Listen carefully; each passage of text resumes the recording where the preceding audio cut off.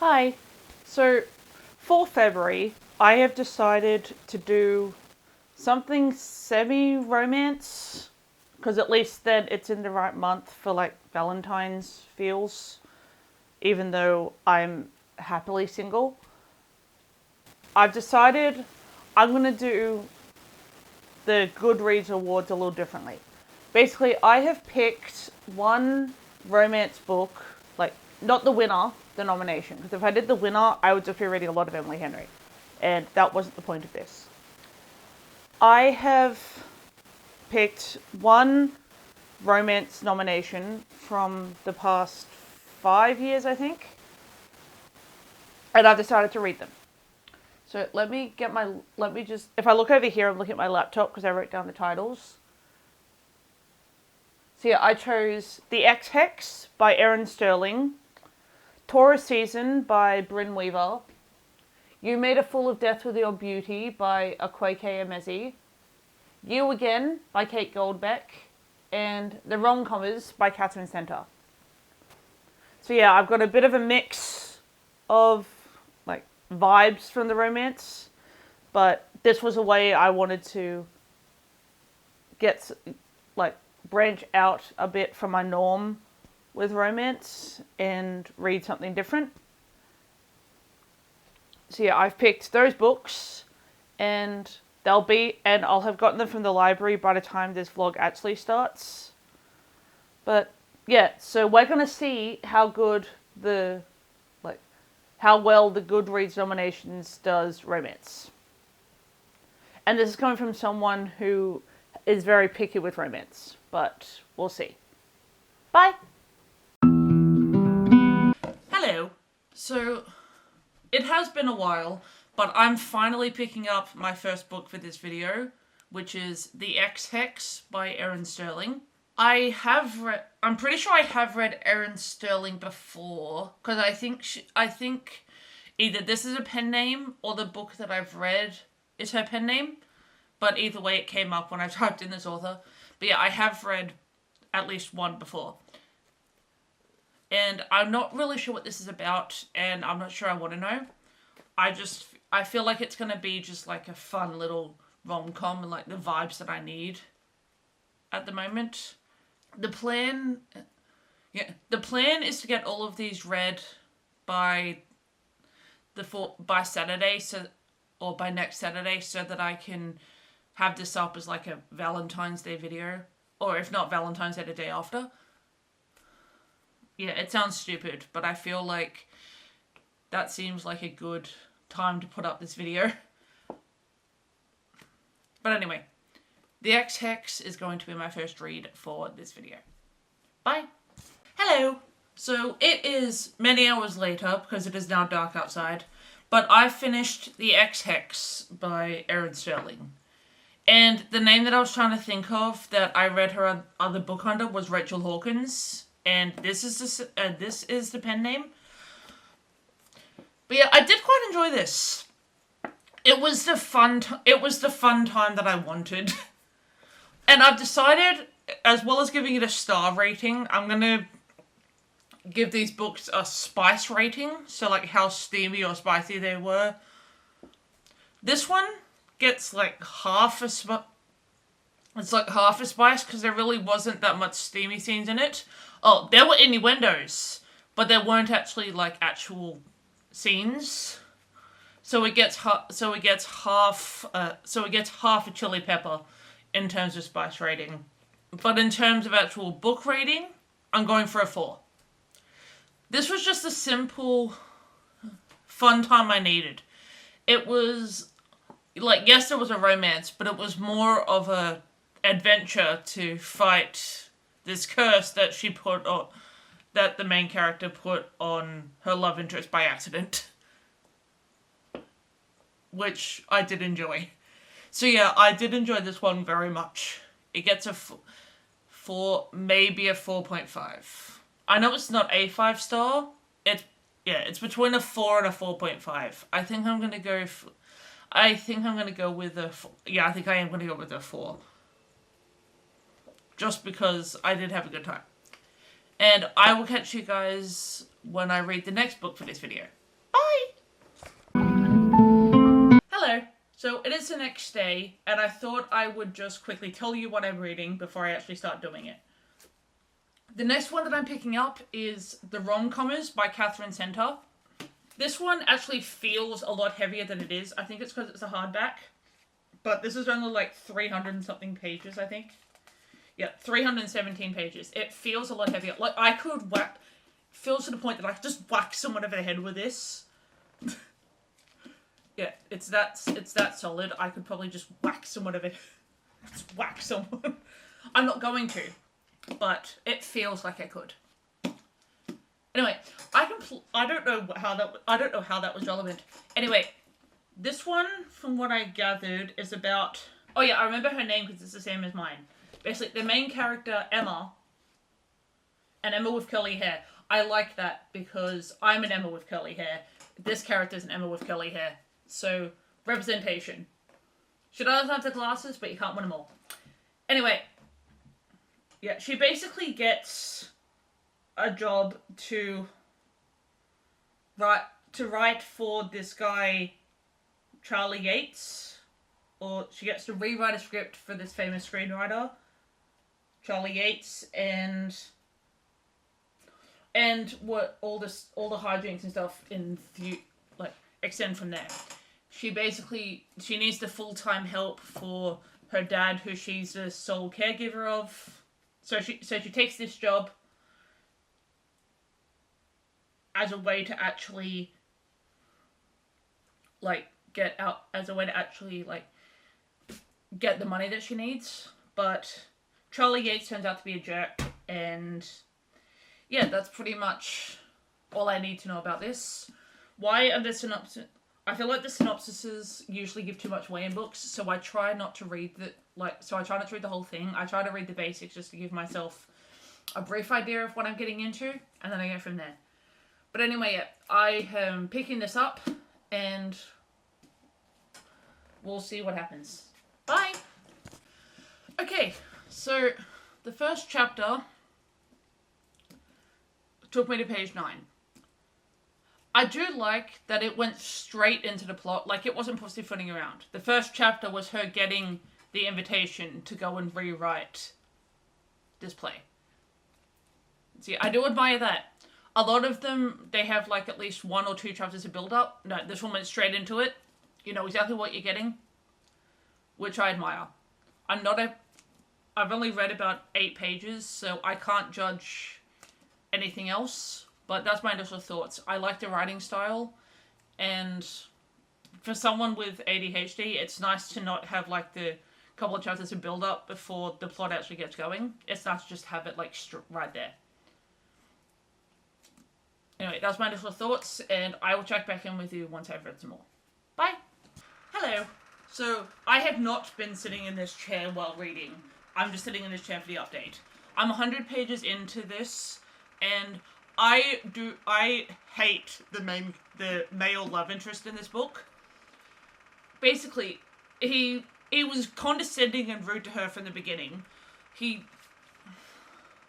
She makes it clear she doesn't want to be there. He lies to her and essentially gaslights her into staying by saying that this could be the opportunity you needed, and we're going to make it into something great. Like, we're going to write this surreal. Even though I hate rom-coms, you've convinced me that I should love them. So let's turn this into something real. And she keeps saying no, but he keeps saying things that sound good. And he was condescending to her because she had to give up this opportunity to get further in the industry to look after her dad because her mom died and her dad got injured when her younger sister was 12. So she didn't have a choice but to stay. And he makes it like, well, obviously if you chose anything over film, you don't actually care about it. Yeah, you don't care about it, or you wouldn't have let anything stop you from doing it. And my God, I hate this guy I hate Charlie so much. The problem is the female love interest has my name, so if there are like steamy moments in this, I have to hear him say my name in those scenes. And, I don't like this. I don't like this guy. And I don't like the idea of that. So I will be skipping those scenes. I just wanted to come in and make it clear that I don't like Charlie, but I like the rest of it. I like Emma as a character, and her dad and sister are very supportive. Anyway, that's about it. I will check back in with you. I'm probably gonna force myself to. I'm probably gonna see how much more of Charlie I can stand before I decide if I'm DNFing this or not. I'll catch you when I have made that decision. Bye. Hello. So, I am now halfway through this book, and I am officially DNFing. I really don't like this. I really do not like this guy. He is just...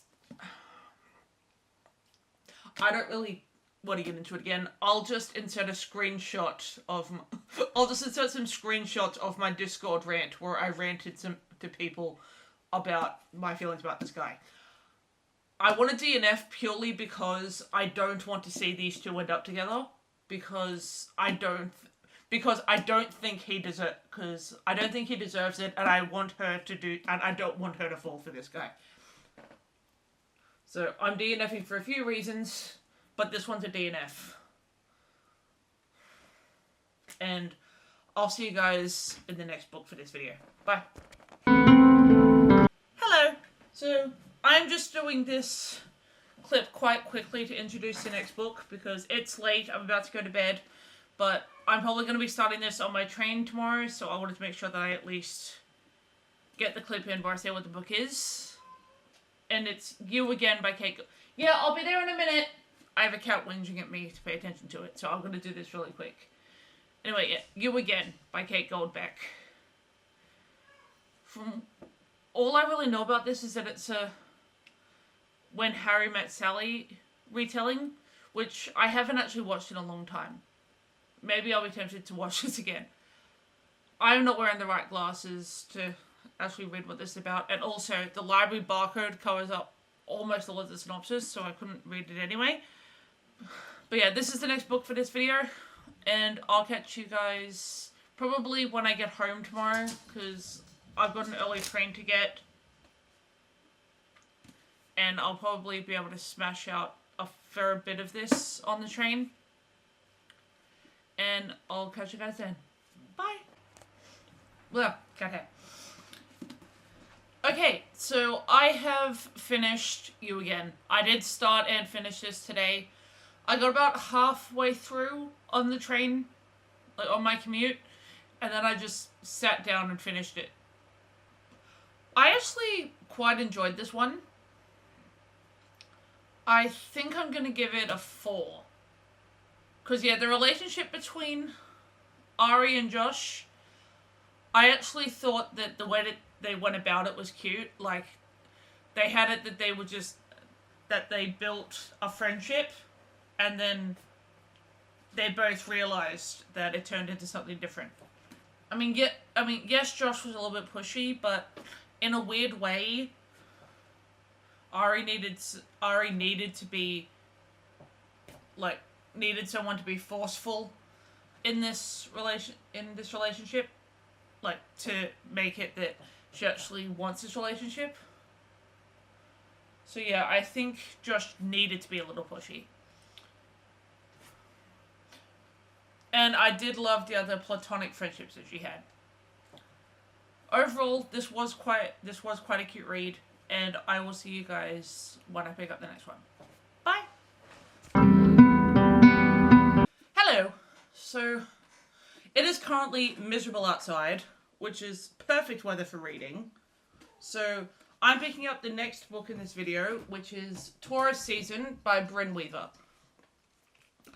I'm not 100% sure what this one was about, but this was the most recent nomination on the ones that I'm doing. What are you...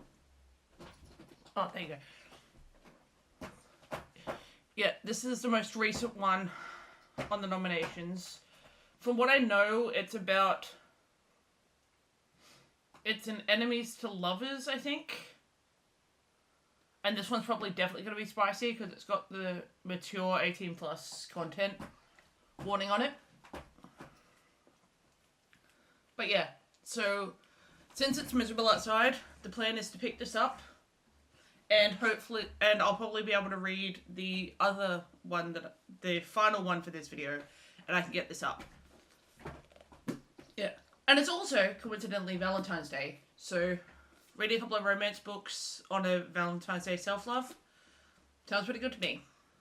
Anyway, I will check back in once I've started reading. See ya.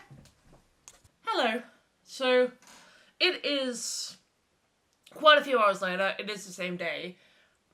But I am now 200 pages into Taurus Season by Bryn Weaver. And I can honestly say, I don't think I'm enjoying this one. Like, it's not pissing me off like one of the other ones that I mentioned in this video. It's more that nothing's really happening in it. It promised me like serial killery true crime stuff, and while that is happening, it's not really what I thought it was going to be. I've only got like 100 and something pages left, so I will probably finish it, but I don't think it's going to be more than a 3.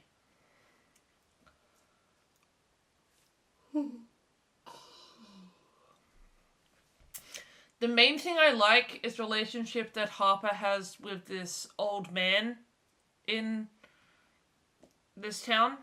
But aside from that, I'm not really invested in anything in this. So, that's a little sad, but yeah, we'll see what happens with the rest of this book. But unless it really does something significant, I'm not going to be able to give it more than a 3. See ya. And I'm back, and I have finished Taurus Season by Bryn Weaver. While it did pick up in the second half, I still feel like I can't give it more than a 3, maybe a 3.5. Yeah, the relationship between Nolan and Harper just felt kind of rushed. Like, they weren't enemies very long, and even then they barely showed it, and then suddenly they're in love with each other. I just feel like they should have fed off that a bit more. Like I said, the only relationship I really liked was Harper's relationship with Arthur. And that's about it. Yeah, overall, 3.5. I can see why other people liked this, but it's not for me. I have one more book for this video, so I will be picking that up. Yeah, I'll be right back with that book. So yeah, the last book for this video is You Made a Fool of Death with Your Beauty by Akwaeke Emezi. I don't really know what this is about, but I kind of like that I don't know what this is about. I have read one Akwaeke Emezi before. I read The Death of Vivek OJ by this author. And from what I remember, that one was well done. So I'm intrigued by what this one's going to be like. But we'll see how I feel about it. And then I should be able to finally wrap up this video. So I'll catch you guys soon. Bye! Hello. So I'm back with an update. I got 36 pages in, and I am DNFing this book. I don't get along with the writing style.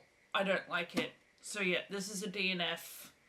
But overall, this was an interesting experiment. 2 of them went quite well, because I rated them high. 1 was okay, and then I had 2 DNFs for very different reasons. So overall, I don't know if this proved anything about the Goodreads Choice Awards, or I think I also lost the point of what this video, of why I was doing this, but I was too far in to stop doing it. But I will see you in my next video. Bye!